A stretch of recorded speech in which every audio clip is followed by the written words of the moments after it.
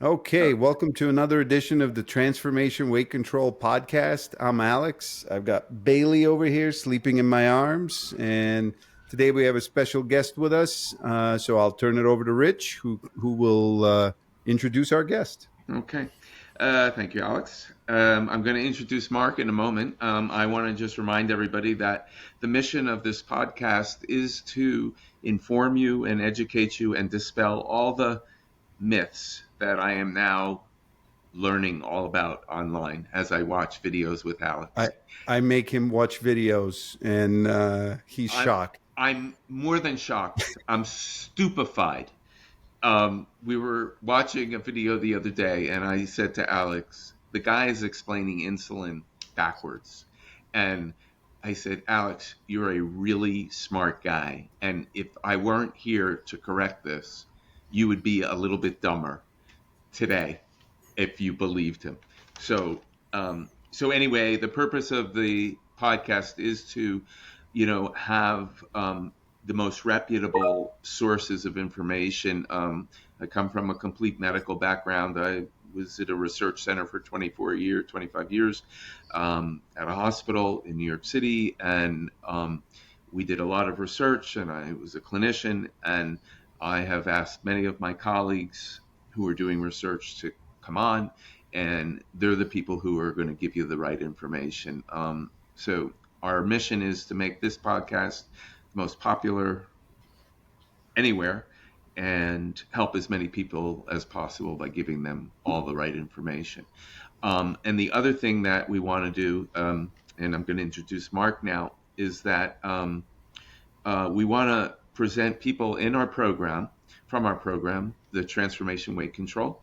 Um, uh, um, I, the purpose of that is to give you a real idea about what people are struggling with and insight into what it takes to really do it in the way that makes sense and that works. And and then we have some of our folks who have taken weight loss medication.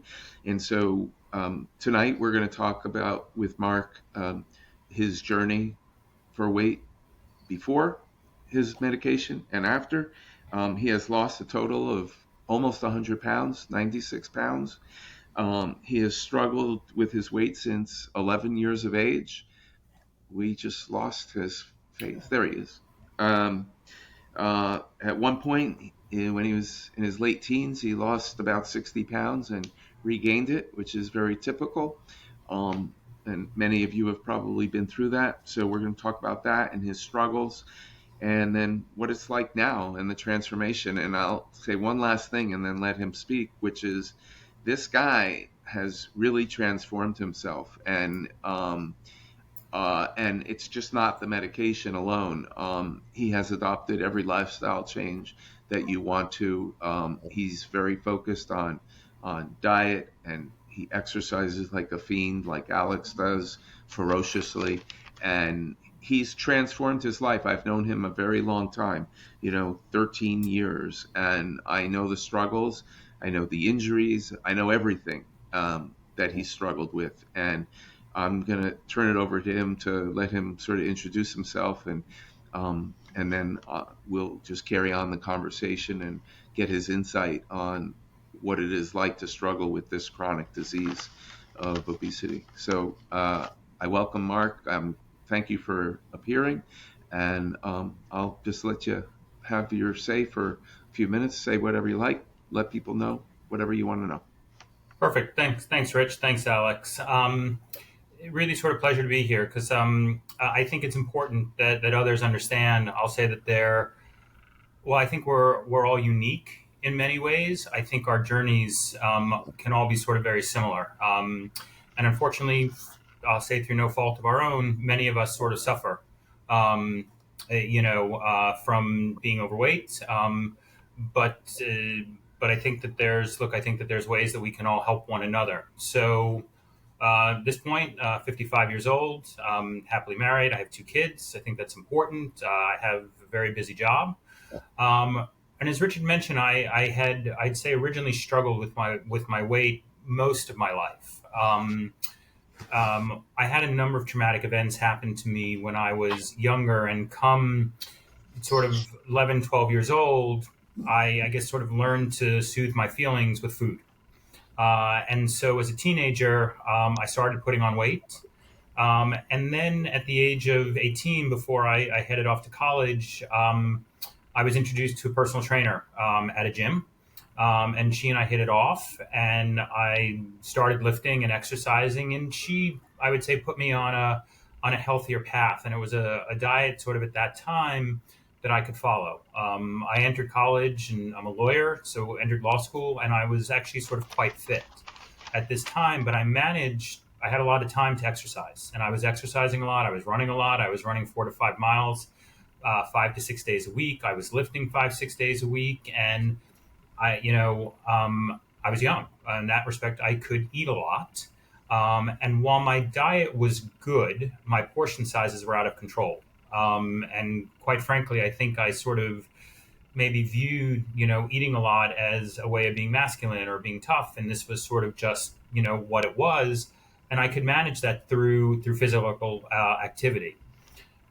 I'll say when I then started working and started entering, the real world, and as a lawyer working a lot of hours in New York, didn't have as much time to exercise, didn't have as much time to prepare my own food. So started ordering in to work, more sort of grab and go. And my weight started then to increase from there. And then sort of, I would say over almost about a 20-year period, I yo-yo dieted. My weight would go up, it would go down.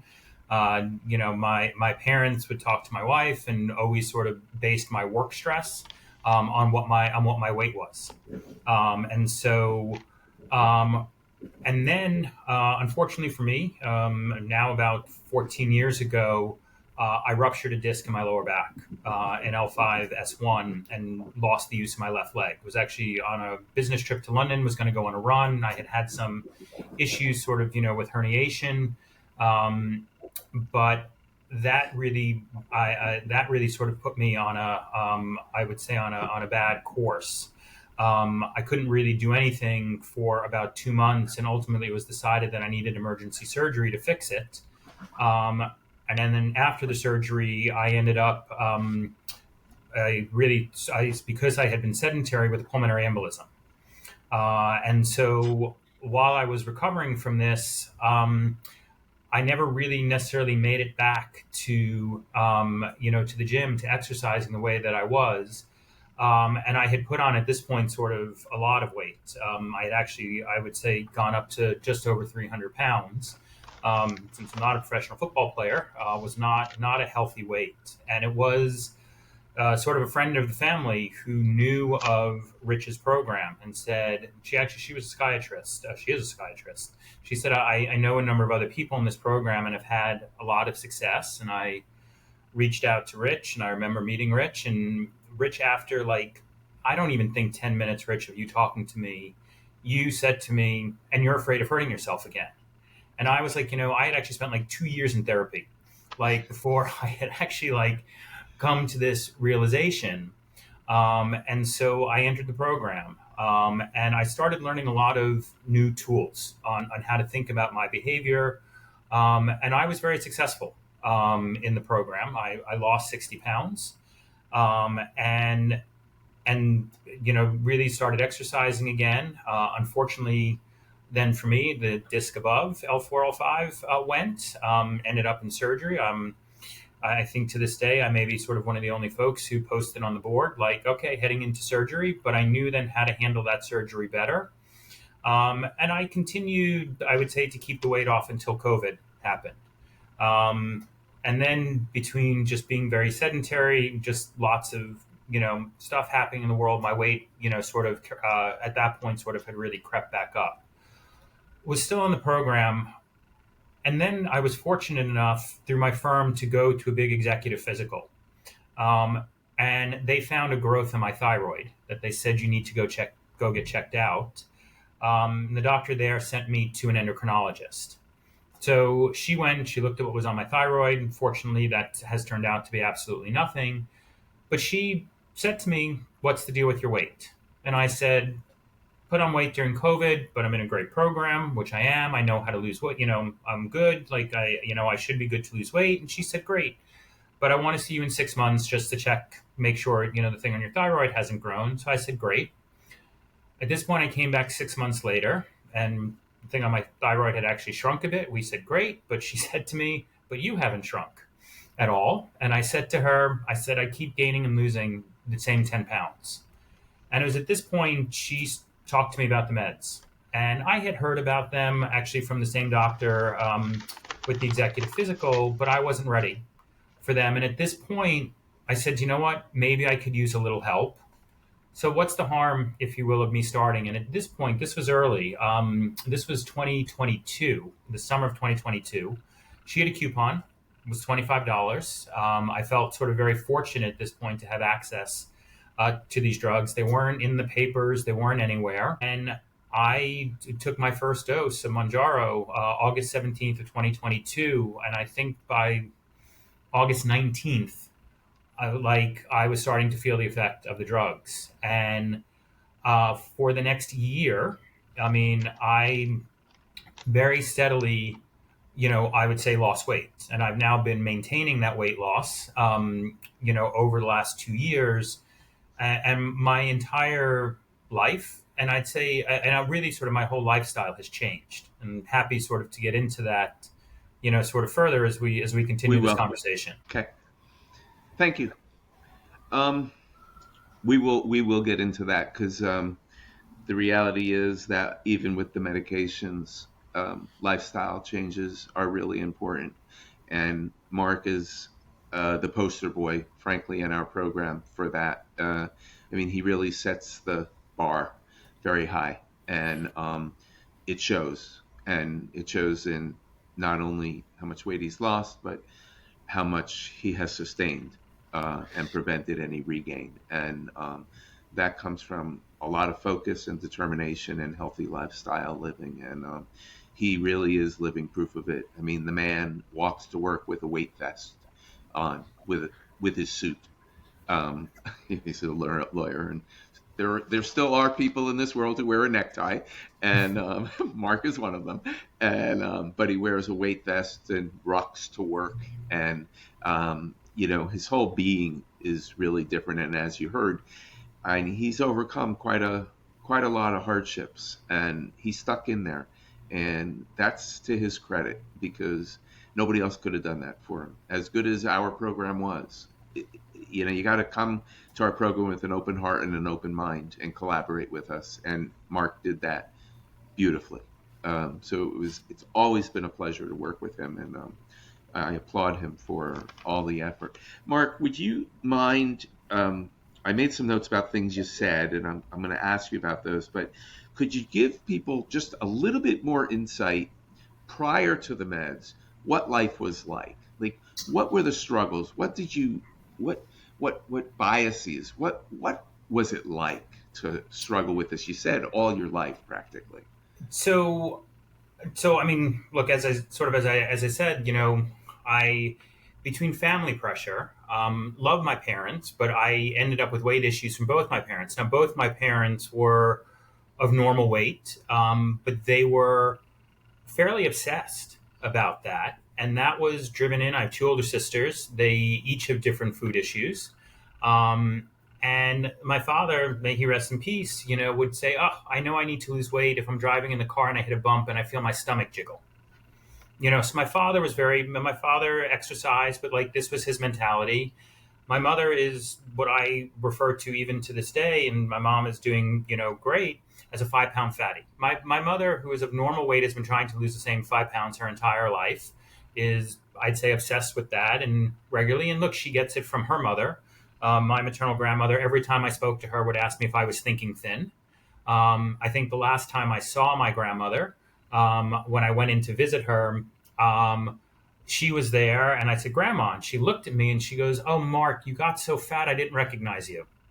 And so, this was sort of, what family life, if you will, was like.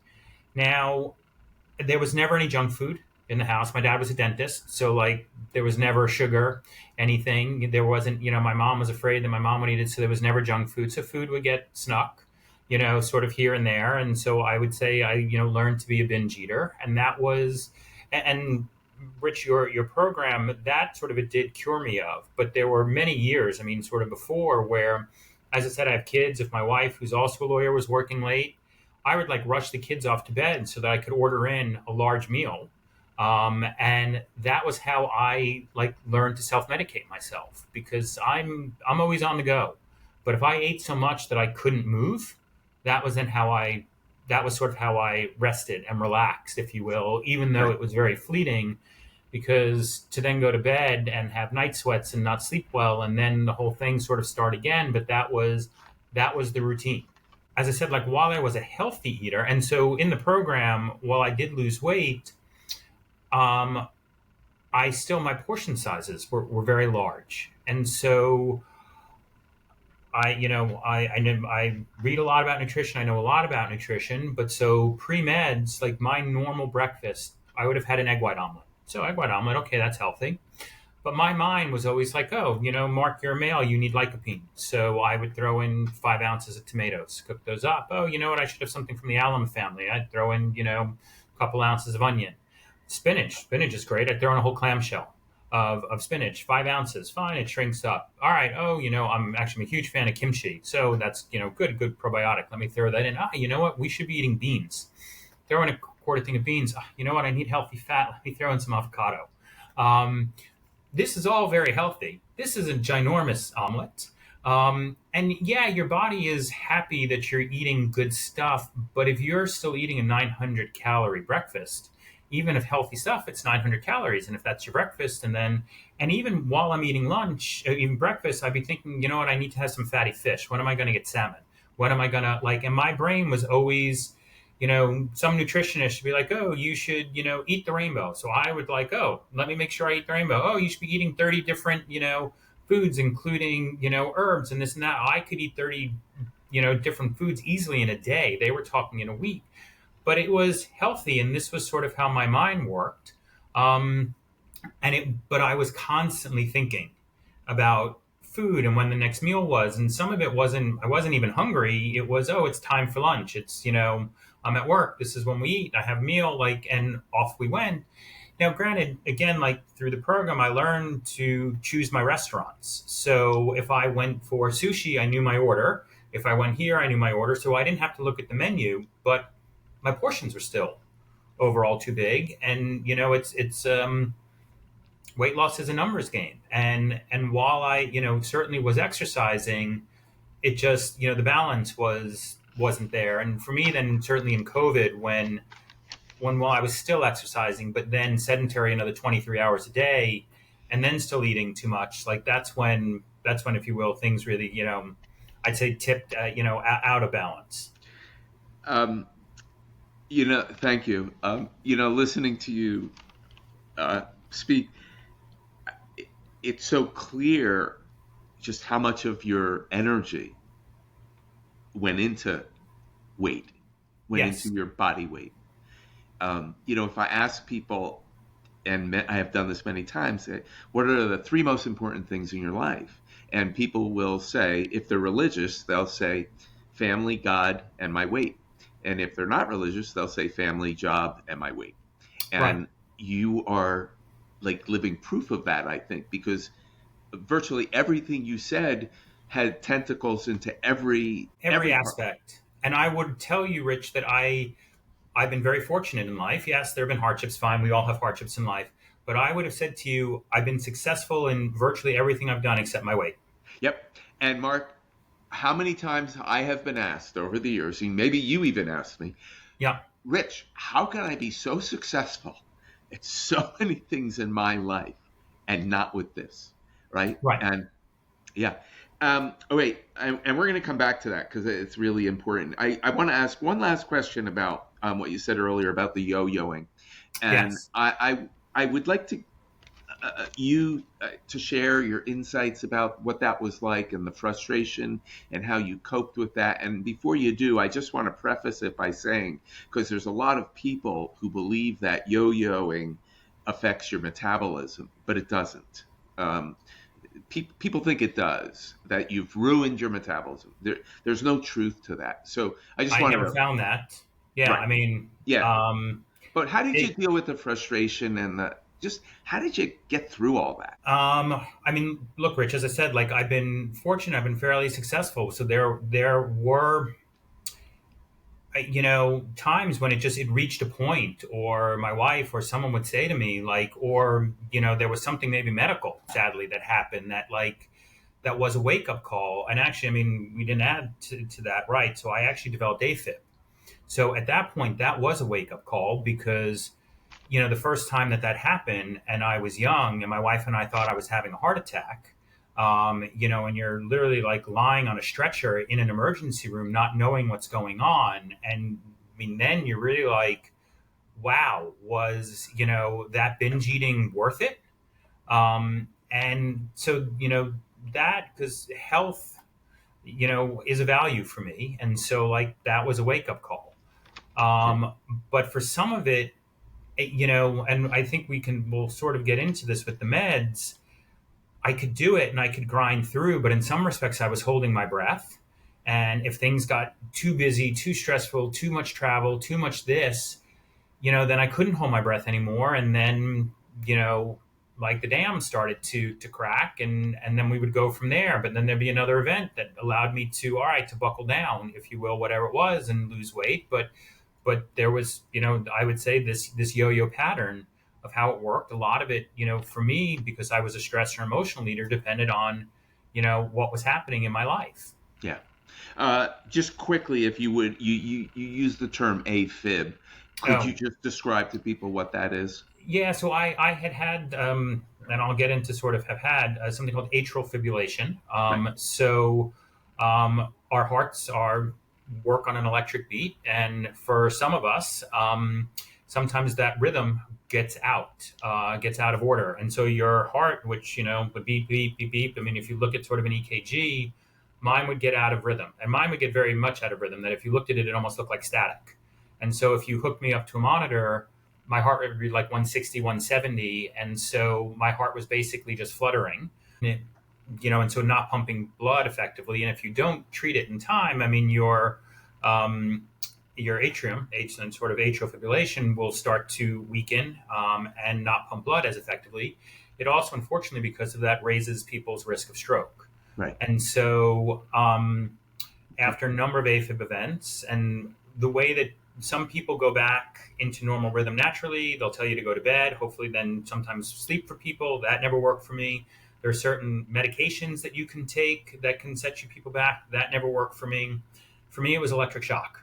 So I would have to go and, sometimes in the emergency room, or sometimes then make an appointment, and they would, put me into twilight and shock me, like you see the paddles, and then I would go back into normal rhythm. Right. And needless to say, I had 2 ablations, which have actually now fixed the AFib. But I was told that I would probably be on blood thinners, as well as something called a beta blocker, which slows your heart. And it's not a drug for someone who likes to exercise that I enjoy being on at all, that I'd probably be on these for life. Okay. So, All right. Thanks. Just for people at home to know that atrial fibrillation is often associated with something called sleep apnea, which is an obstructive sleep apnea, which means the weight, if you have excess body weight around the neck, particularly, it obstructs the airway overnight, and you don't sleep very well. In fact, you wake up hundreds of times a night, and this is associated with atrial fibrillation very frequently and weight yes, loss. unfortunately, I did have a sleep apnea test done, and while I did snore, I was not diagnosed with sleep Right. apnea. Right. Yes. Okay, good. Okay, I want to switch gears just a teensy bit, and then we'll move to the meds. But what do you think about the idea about people being addicted to food? Do you feel like you were ever addicted to food? Oh, so 100%, Rich. I mean, and this will take us into the meds. So as I said, I injected for the first time August 17th, 2022. I said, I would say shortly thereafter, by the 19th, I felt the effects of the meds. That was the first effect that I felt.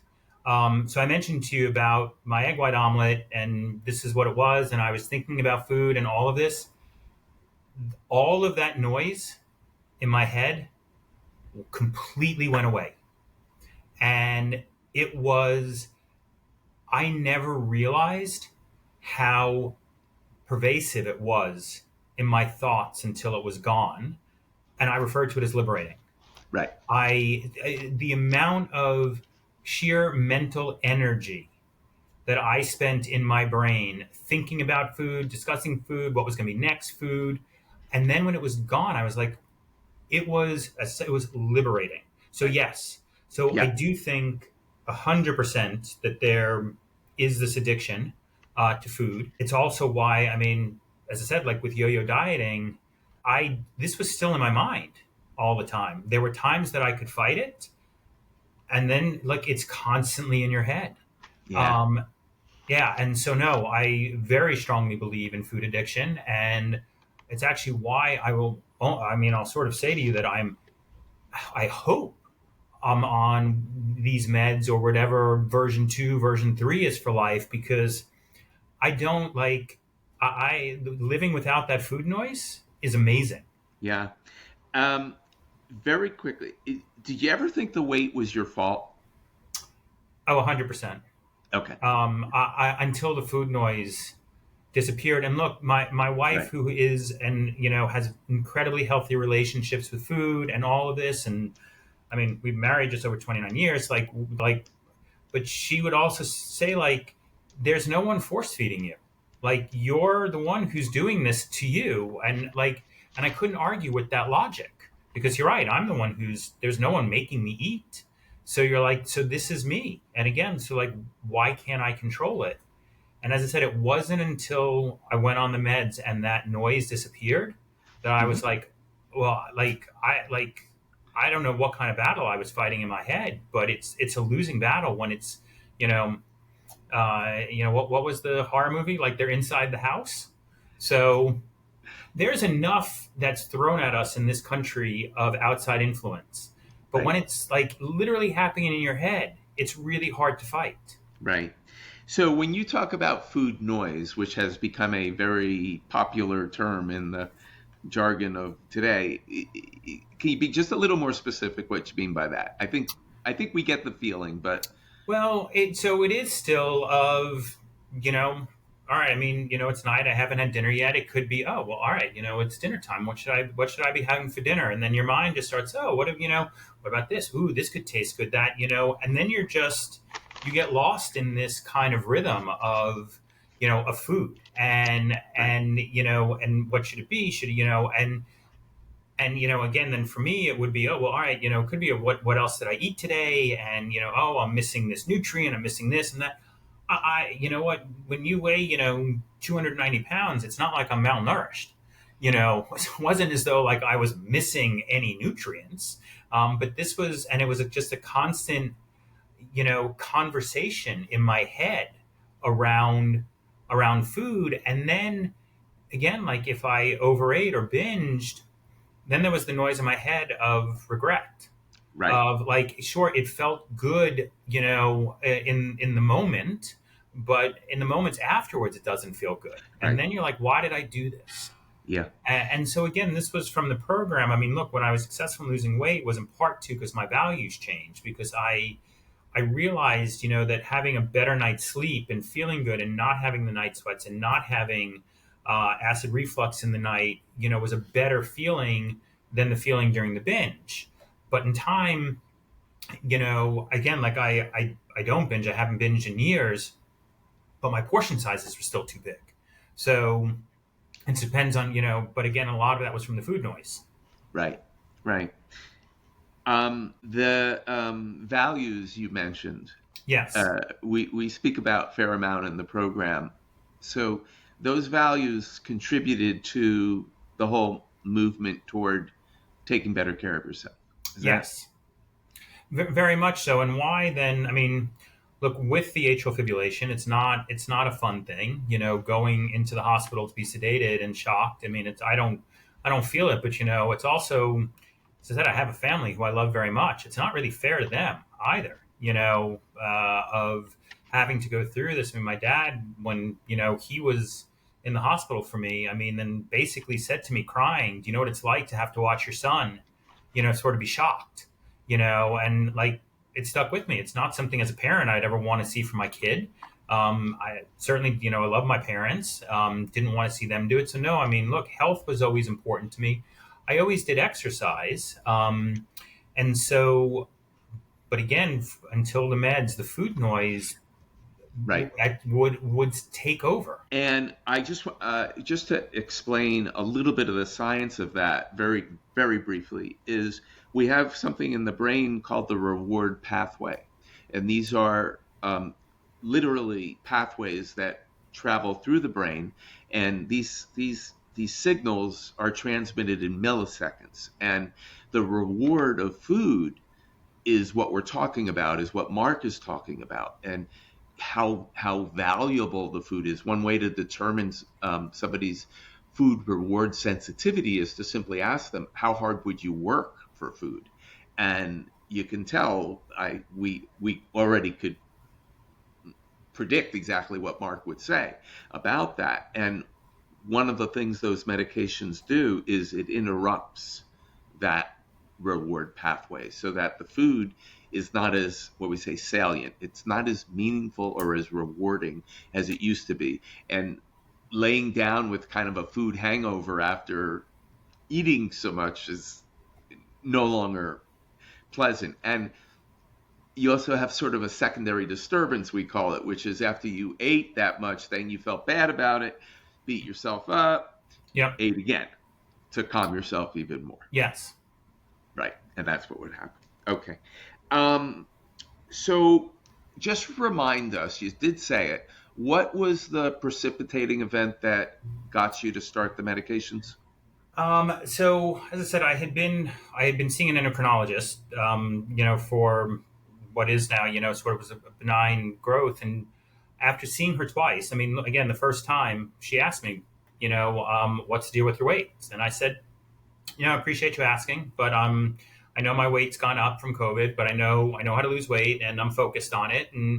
But after 6 months, I was having I at this point I was really struggling. I do know how to lose weight, and I had been successful, but this 6 months, for whatever reason, I mean, look, there was still a lot going on in the world. Still, COVID wasn't done yet, but it was, work was busy, and I had gained and lost the same 10 pounds. Like I was just not being successful, and I was frustrating at Right. this point because it wasn't at this point wasn't even yo-yo dieting. This was just not being successful at it. Yeah. Um, Um, and so this then, I said when the other doctor sort of from the executive physical who I, had seen, he had talked to me about it. And I said, no, wasn't interested in meds at all. But then when she raised it again, I said, all right, I've heard about these. And I said, you know what, maybe at this point I could use help. okay. And so I viewed them as not as a panacea, but as a way to help me. Right. Good. I want to mention the notion of something called compensatory mechanisms, which is when the body tries to defeat the weight loss. So that's part of what makes it so challenging, because your body naturally doesn't want you to lose weight. It perceives it almost as if you're ill. And so it changes hormones that make you hungrier and things like that. And that's sort of what you were up against. You were coming Yes. up against that more frequently. There's a hormone called ghrelin, and ghrelin levels rise when you start to lose weight, and ghrelin makes you eat. So you were struggling with the biology and the psychology, because Yes. the biology was working against you, and then you had to deal with the frustration of doing what you were doing, but it wasn't working any longer, Right. and that contributed. Right. Okay. So now answer me this. I feel like when they used to ask Batman, riddle me this.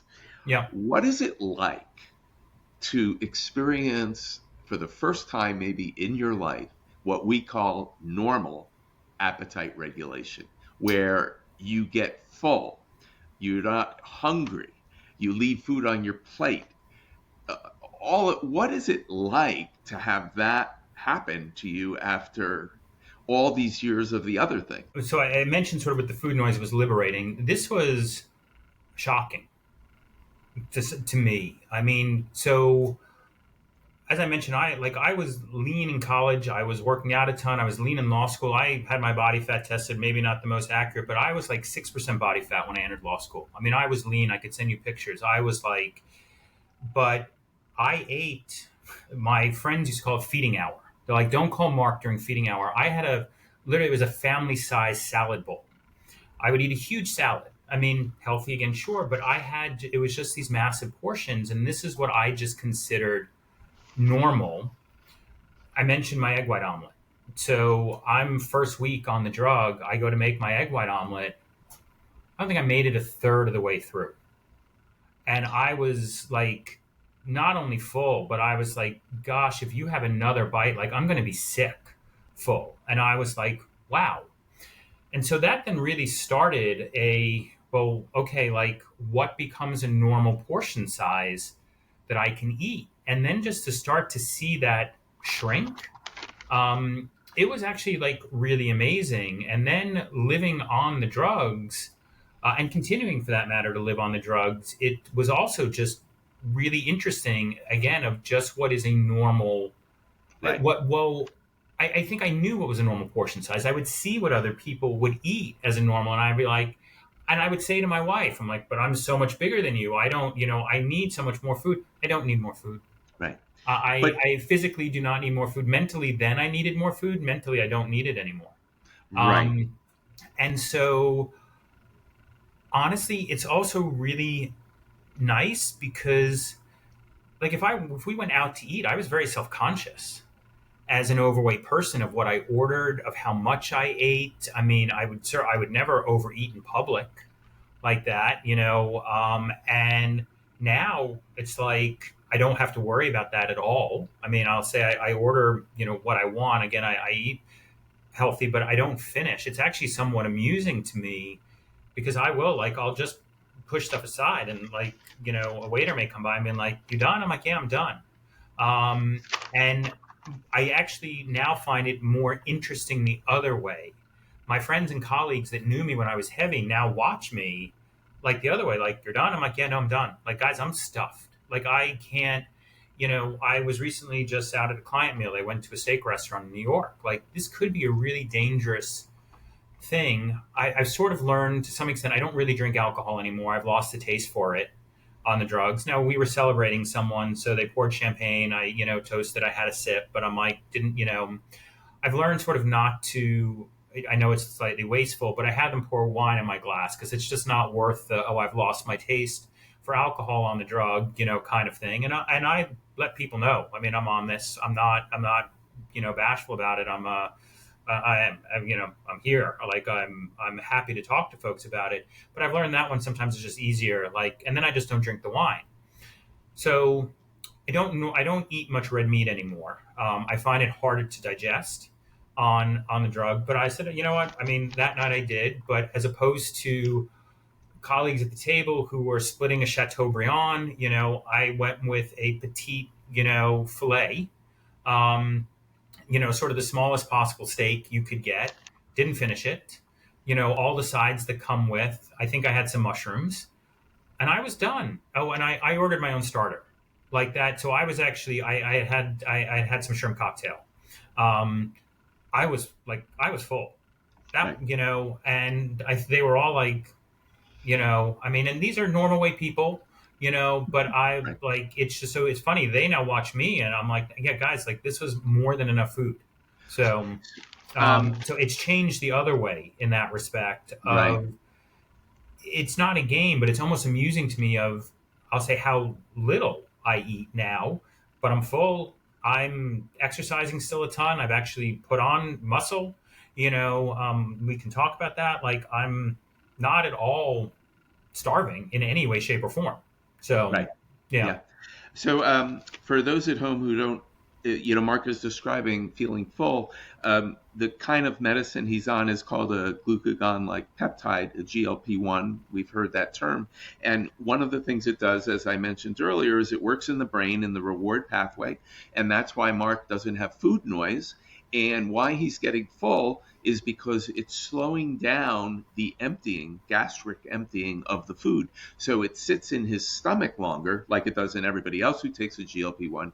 And that's why he has the sensation of fullness that he's describing to you. It doesn't just come from, magic. It's the medicine is actually doing what it is designed to do, which is slow down digestion so that he has more normal, we use the word loosely, appetite regulation. He's getting full the way, when I would run a group, and I've, doing this 44 years, I've run 15,000 groups. How many times has somebody asked me, Rich, what does it feel like to be normal in terms of getting full and everything? And now this is what you're describing. And Right. And I guess, Rich, to sort of build on that and talk about just the difference of this. So I met a woman who I've mentored for many years now. She's awesome for lunch today.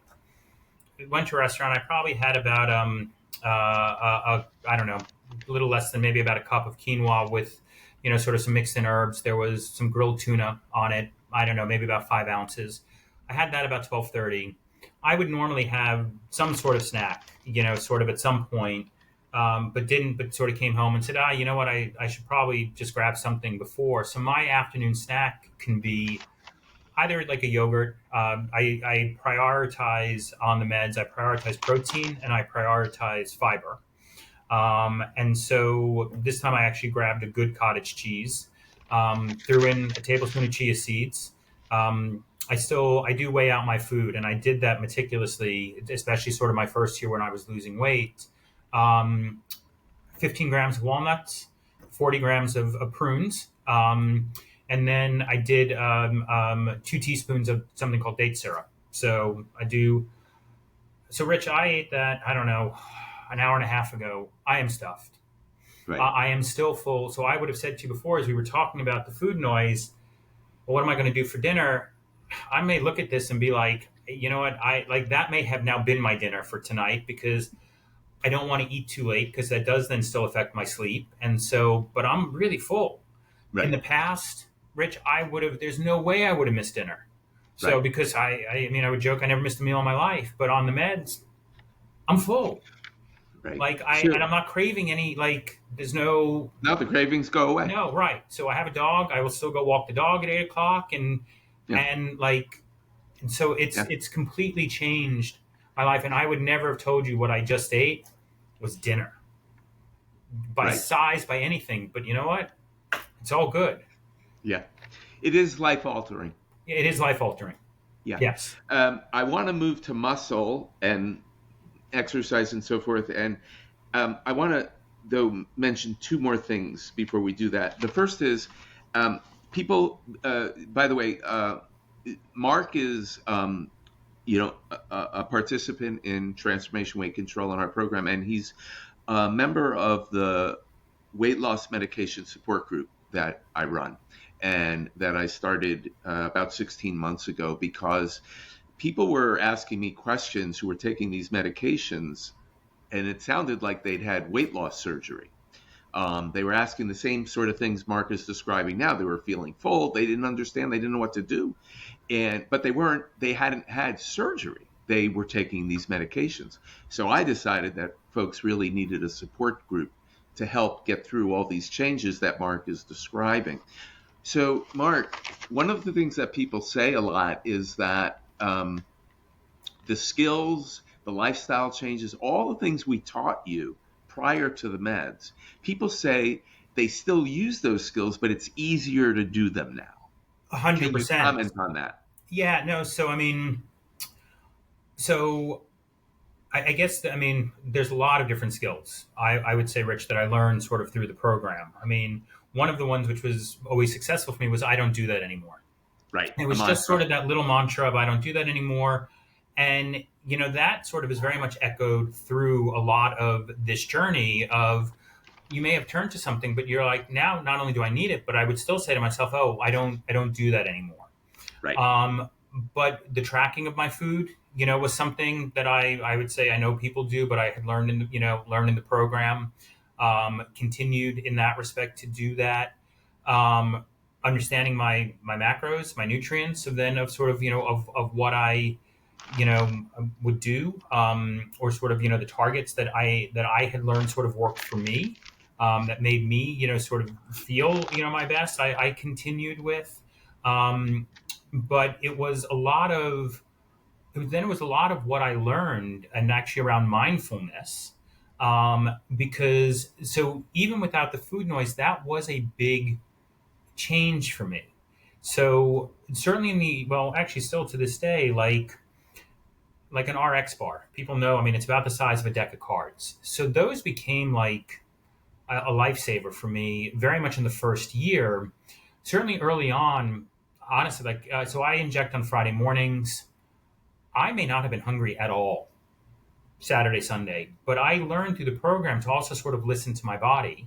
Good. And because as I learned, like, maybe you are hungry, but maybe stress can also sort of mimic hunger. Dehydration can mimic hunger. And so I also learned sort of because of the atrial fibrillation, for me, sort of dehydration could also be an onset. So I was always sort of very, sort of aware of making sure that I was hydrated. But Saturday, I could have gone all day. I had my coffee. I love my coffee. And I can sort of get to that a little bit later because my coffee has changed to some extent too. But like, I would realize come 4 or 5 o'clock, oh my God, I haven't eaten. I may not be hungry, but I realized my blood sugar was low just because of how I was feeling in some of this. And I would know from the program that's not healthy. So what could I do to up that? And for me, then I had turned to the RX bars. They were pure. I mean, they say what's on them. Are they, they're a good product in my opinion. But I would mind, if you're eating something this big, I would eat it very mindfully.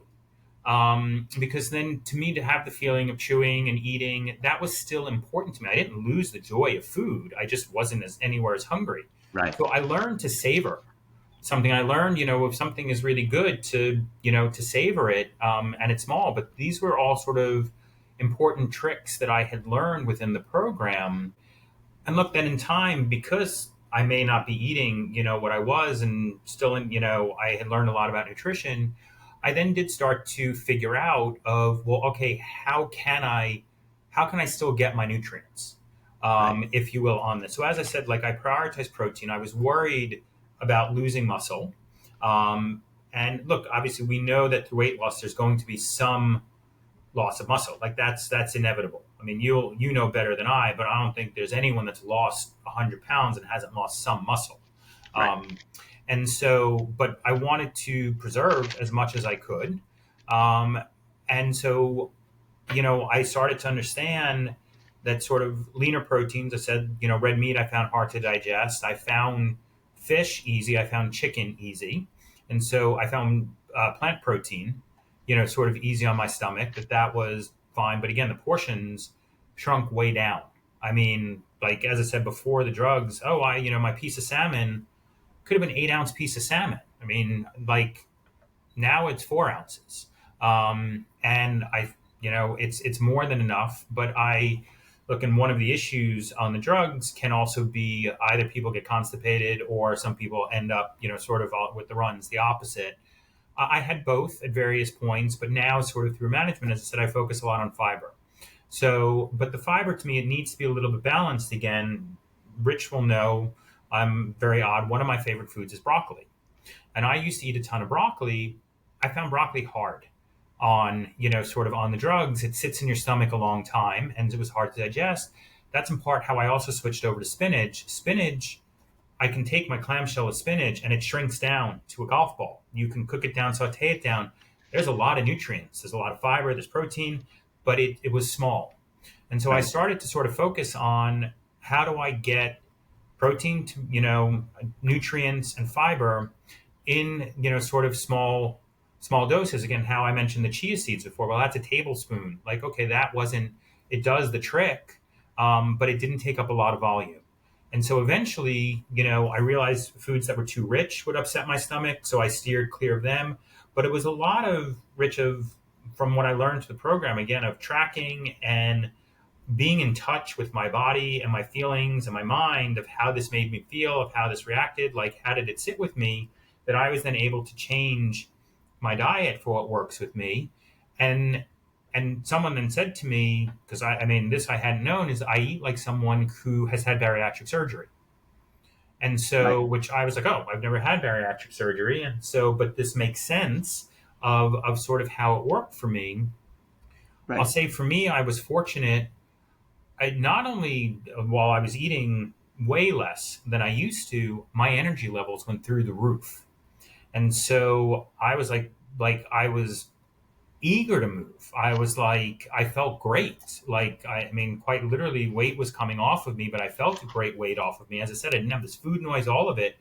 And so I started directing then a lot of my refound energy into exercise. And again, this was early on the drugs. They weren't anywhere. I felt very fortunate to be on them. So I wanted to take advantage. And so, I mean, I added another day of lifting. As I said, like I've always, because of my back issues I mentioned, I did Pilates. So I still do Pilates. I've added on, it's another thing in New York called SLT. Strength and lengthen and tone. So actually, my wife was doing that. I said, "Oh, let me join you." I now do 3 classes of that a week. And as you mentioned, then um, it sort of post COVID, we needed to go back to work. And I said, well, look, if you're going to make me go back to work, I'm going to make it exercise for me. So I live 5 miles from Hudson Yards. And I packed my Where you backpack. work. Yeah, where I Where work. you work. Where you work. Yeah, I packed my backpack. I put in either, a 20 or 30 pound, plate into a special backpack. I packed my clothes, and I walked to work. I rucked to work. And I'm either on calls, I listen to music, I shower and change when I get to work. And then I have the pleasure of lugging around, a 30, 40 pound backpack when I'm at work. And I get a lot of joy from colleagues because colleagues know I do this now.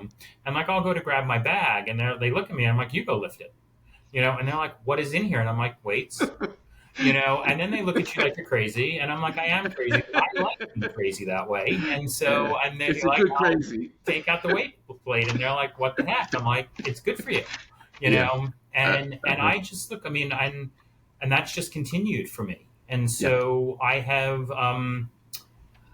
and I just like, so in the end, I again, like I was fortunate. I mentioned, the executive physical. I've been in touch with that doctor, and they do DEXA scans, which you can explain better. But this is a full body scan that they do. They measure, sort of your bone density. They measure your fat. I mean, they, looked at your visceral fat and all of this. And so, and in the end, 75% of what I lost. So, I mean, if we call it that I lost 100 pounds, I lost 75% of fat, 75 pounds of fat, and 25 pounds of muscle. Right. Muscle loss was inevitable, but the 3/4 ratio, I'm really proud of. Yep. Like, Well you should. yeah. Yeah. So, Um, such an inspiration. It's Yeah, really, it's a fantastic story. it's such a great story. It just is. It's so touching. Marc, uh, I want to actually dig a little more into your life, a little more like this. But I do want to ask you a question. What would you say to somebody who says, "Yeah, but okay, I get it, but you're really kind of cheating. You're taking a shortcut by taking those medications." How would you respond to that? Because a lot of people say So, that. yeah. so before you even answer that, I've been on the fence with these medications. Like I've lost the 45 pounds now, like, on my own. Which is I do amazing. have that food noise. I get up in Yep. the morning and I'm already thinking of what I'm going to eat for lunch, and I'm recording it in chronometer, just to Yep. make sure I keep my calories in check. So I do have that constant mental fatigue of dealing with it, with all of it. On top of that, I'm vegan, so that makes it extra challenging Yep. sometimes. But I'm still, if I'm going to get these meds, it would be a short term thing, and I'm like, I guess maybe to add to your answer, whatever you're going to say, like, how would you feel if you didn't have those meds anymore? Because I don't know if it's cheating, it gets you to your goal, but then the is, and I don't know what the right words that I'm looking for, but are you retraining yourself to deal with the fact that, well, maybe one day these things are gone? Like there was years ago, there was this Fit America program, which worked really great. It had ephedra in it. Yeah, I loved it. I lost a ton of weight on it. I lost weight on This was ephedrine in the too. 90s, I Glad think. I didn't have a heart. Now it's gone, right? It doesn't exist. Yes. So just to add to that. No, so look, my life and lifestyle has very much changed. How I look at food has changed because I look at portion sizes very differently. Because I mean, I look at what I ate before, and I'm like I can't eat that. And I would look at things now and be like, ooh, too much food. Like I can't eat that, you know. And but I don't know if the food noise comes back. I don't know if some of the hunger suppression comes back. If that changes. So I mentioned before, look, that I was told I'd be on blood thinners for life. No one argues with the fact that I may be on blood thinners for life. No one argues I may be on, a beta blocker for life. And now, with that said, I was told that my cardiologist, has been blown away with the weight loss. Was, I think, probably his first patient on the drugs. He has a lot more now. He has become a huge proponent of the drugs. I mean, and knowledgeable to the point like we have conversations about, well, maybe you should, have you tried stretching it out? Have you done this? Like very, interesting. But he has never said to me, you need to come off of these drugs. Yeah. What he has said to me is, I think we can take you off of your other drugs. He goes, I told you were going to be on them for life because with you being overweight, your risk factors were high. He goes, your risk factors are gone. So about 6 weeks ago, I had something called a loop recorder, which is a tiny little device implanted in my chest. And he's like, if your rhythm is good for 6 months, so it'll be October, he goes, we're going to take you off your meds because you don't need to be on them anymore. And that, to me, like that alone is amazing. And so for me, is it cheating? I mean, I have an addiction is a medical issue. Um, I take a drug which helps me cure my addiction, if you will. So I don't view it as cheating. I mean, my addiction happens to be a food addiction. If there was an alcoholic who you could give medicine to so that they didn't crave alcohol anymore, would we tell them they're cheating? Well, and there is. It's called naltrexone, All right. and we do give. And I want to add that we don't say that about somebody who has blood pressure either. Right. What you're saying, you haven't said it, but what you're saying is that you're not only dealing with an addiction, but a chronic disease. Yes. And I'm assuming you believe that this is a chronic disease. This is 100% a chronic disease. I mean, look, this is, I mean, I think it's, I'd say mental and physiological, but it's in, I mean, but it's in, it is in Right. my head. It's not like, look, I think very highly of folks in, the field of psychiatry, but I've seen people, the food noise doesn't go away. The food noise went Right. away with this medication. So, And it's not like one day you woke up and said, "Gee, wouldn't it be great to have a problem with my weight and problem with my food?" 100% right. Yes. It didn't happen that way. And so then the question is, if we're agreeing, at least you and I, that it's a chronic disease, and someone says to you, "Well, but now you're going to have to take that medication forever." How do you respond?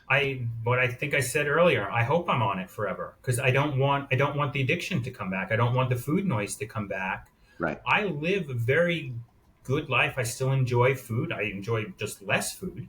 On this, yes, again, there may be some things that I personally avoid because now something that's rich just doesn't sit well on my stomach. Fine, but you know what? If someone's lactose intolerant, they'll avoid dairy. If someone has gluten issues, I mean, people avoid food that don't make them feel good all the time. So Right. fine, I avoid food that doesn't make me feel good. That's not Yeah. too crazy. Yeah. And no, and I don't view it as cheating. And look, Alex, for me, and I don't, Rich, you may feel otherwise. When people tell me, that they need the drug to help them, I said, great. And part of the thing I say to them is, do you have food noise? And people may say, no, I don't have food noise for whatever reason. I put on weight. And I said, look, this may help you then get to your goal weight if you're struggling, and you may then be able to stop. For me, because I have the food noise, I don't want to stop the drug. And I don't think it's the right thing for me to stop the drug because I don't want this noise to come back. But Mark, you said something earlier, right at the beginning, very important, which is you didn't even realize you had the food I noise didn't. I until it didn't know I had stopped. the food noise, and that to Right. So, me. So I agree with that, Rich, 100 times over. Someone may tell me they don't have the food noise, and then right. until it's gone, you're Exactly. like, oh, I didn't Right. know. I didn't know that conversation was because this is your mind. So how I do you know. know like what's supposed to go on in your I mind? I know. Is you I we know. all think it's normal. And That's an interesting thing. Yeah. there's a pet peeve of mine, what I call medication bias, which extends to societal bias against people with obesity, that the belief is you should just eat less and exercise more. It's a character flaw. It's a lack of self-discipline and willpower, blah, blah, blah, blah, blah, blah. But the, the thing is that you wouldn't say that to someone who was taking a blood pressure medicine, let's say, Right. because they had, or diabetes, Yeah. they have a chronic disease and they're taking insulin for the rest of their life. We never hear that. We don't hear, what, you're taking blood pressure medicine for the rest of your life. We don't hear that because there's only a bias against weight. There's Right. not a bias against any other disease. And I applaud you for standing up for yourself and yeah. And Rich, my doctors are blown away. My blood work is pristine. I mean, they're my all of my doctors are like, this is amazing, good for you. I have one doctor who again is like, oh, you need to come off of this. Now, with that said, he is a doctor who believes that you should come off of medicine as you can. So I respect that, but I put him in touch with the endocrinologist and everything, and they're actually friends. So he's actually stopped, and he's being educated around that, and that's fine. Um, but I am the healthiest, and I mean, and this is putting aside my weight. I mean, you just look at the rest of my, Right. it's the healthiest I've probably, maybe ever been since I was 21. And Right. I don't know what my blood work was when Right. I was 21. Right. Right. But yeah. Right. And this is a medication you're taking once a week, Yes. and you had said something interesting to me the other day when I suggested to you that there'll be new medications you might even take once a month, but you said you I would said to prefer. you, yeah, I said I don't actually mind taking it weekly. I Right. mean, look, I almost wouldn't mind taking it daily because it does serve as a reminder to me of keeping. Look, my Right. mind is in the game, but like it just serves as a reminder to me of, oh, like, okay, this is Yeah. like, as I said to you before, one of the mantras was I don't do this anymore, but now this is what I do, and you know what, this drug like truly helps me focus on my health. Right. And so that's nice for me, again, like every Friday, that you like, it's reminded me. And it's interesting. I don't know why I started injecting on Fridays, but I did. And as someone who exercises, and I follow a lot of folks online, I mean, people have their cheat days or cheat weekends or whatever it is. And one of the coaches sort of friends with, he had posted something like, if you cheat, and it's fine, people do what they want, you Friday, Saturday, Sunday, like you are off your plan 40% of the time, and consistency is one of the greatest things to hit your goal. But if you're inconsistent 40% of the time, so for me, like if the weekend is harder for people because you're off a routine, like for me, it just happened to be, you know what, well, the meds are quite strong then for me that it's very easy for me to be on my Right. routine. So it serves Great. as a good reminder for me that way. I On the weekends I get my exercise in the morning. That also Mhm. sort of serves as a good reminder to me for the rest of the day because I enjoy muscle soreness. It also serves as a good reminder to me of, oh, I put in the work, and so and keep that effort up, and Mhm. so that has now just become sort of part of my routine. Great. Yeah. I'm right there with you. Yeah. It is really important for people to understand that when you lose weight, you do lose both muscle and fat. Yep. And Mark is describing losing about 25% of his weight from muscle, and that's not abnormal. We've done plenty of studies on this and have shown that that's the case. And with the amount of exercise Mark is doing, he's preserving and building that muscle back. And you, there's no substitute for that. uh, Here's- the way I mean, you're workout is ferocious, like Yes. Alex's. And It, it's definitely possible. I mean, I myself managed to gain 7 pounds of muscle while losing fat, That's yeah, amazing. so yeah. Yeah. it's People think definitely possible.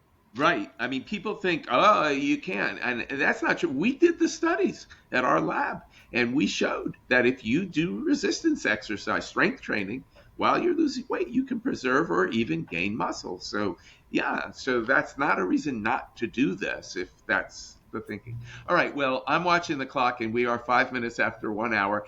Mark, can you give us your kind of whole takeaway gestalt of your whole life now, the way it is, and just what do you want to tell us in Um, closing?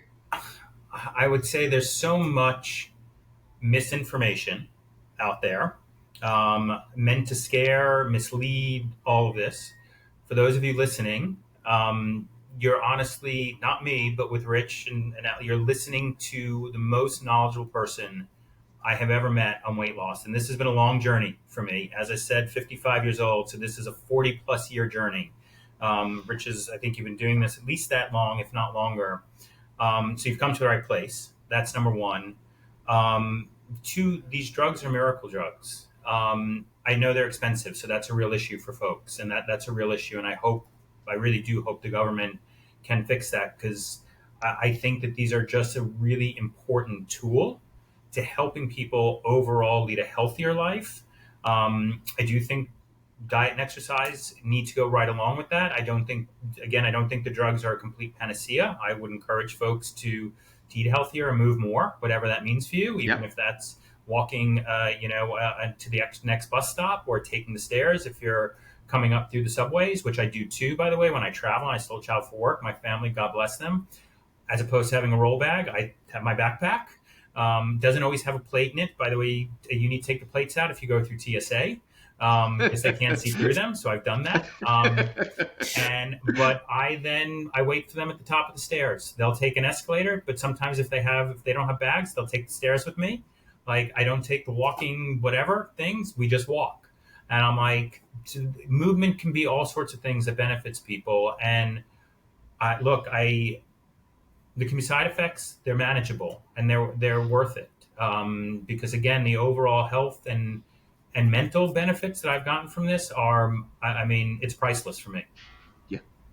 Well, I just want to say, Mark, Alex, did you have any other questions, or you're Uh, okay? I did just want to comment that I do know people that take the medication and then don't do anything else. No exercise changes. You know, Right. they lose interest in food, but they don't exercise. And I 100% agree with Mark that exercise is key. So with or without the medication, you Right. just you you, Okay. you have to do it. Yeah. And So I want to, yeah, and I want to just emphasize too, and Alex, love you, but it's movement, and movement can be Yes. walking, and do not underestimate walking.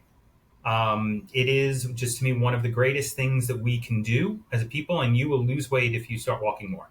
So, great. and then eventually you can Well, add weight to that, because as you lose weight, you can add back the weight that you lost. Yeah. Mark is a very smart guy. So it is very true that when you lose weight, you weigh less, you burn fewer calories when you move. Mark has figured out that, okay, that's the physics of it. You know what I'm going to do? I'm going to beat the physics. I'm going to put more weight back on me. And then it's not like it's part of my body, it's just on me. And it has the same effect in terms of calorie burning. And very importantly, sustaining the weight, preventing the regain, which I, you know, I have no worries about you at all keeping the weight off. And And I because don't either now, Rich. Like, I really don't. So good, yeah. I can't tell you how proud I am of you and just in awe of the changes, the effort, the energy that you have put into your life and the life of others, frankly. And, as I said, Mark is in our support group, and it is the only one in the country for a weight loss medication support group. And Mark is an inspiration to the 17 other people who are in that group. And I just can't say enough about you, Mark, and just how pleased I am for you and moved by your story. Well, thank you. Look, we all inspire one another in that group Yep. because there are a lot of very inspiring people. Yes. And I would say that group is another very important tool to have in the toolbox because, Yeah. as I said, there are a lot of similarities, but we're all unique. But together, like, we help one another and we figure it out, and it's an amazing thing. So, Yeah. yes. Thank you. Thank you for saying that. The group is the most powerful part. I mean, I run the group with Casey, our dietitian, and we It's are awesome. brilliant Yes. and we're great and everything, but it's the group. You come together as a community. You're with other people who get it. You're supporting each other. There was a paper published that there were 25,000 visits to the emergency room because of side effects from the GLP-1s. In 16 months, we haven't had anybody go to the emergency room because we are teaching people 75 minutes a week what to do and how to take care of this. And Marc has taken supreme advantage of this. I mean, he has just absorbed everything. He shows up with an open heart and open mind. And so anybody who is interested in that can contact me at the weight program, transformationweightcontrol.com is our website, and you can email me, Rich at Transformation Weight Control, and I'd be happy to answer any questions you have. You can even make an appointment with me free of charge on the website. And I just want to say that to hear this every week, for me, professionally, is the most satisfying part of my career. To hear the transformations that happen, and to the acceptance of it, the no judgment, that it's not his fault. It wasn't his fault before the meds. And this is just a tool that's helping him make it easier. And it's a chronic disease. It's just the most satisfying part of my career. And it's just a privilege to get to know people like you so intimately and hear this story. And I just can't say more about it. I applaud you so much, and thank you for making the program work, because if it weren't for folks like you, we wouldn't be here. And so I really appreciate it, and I thank you very much. Thank you. Yeah.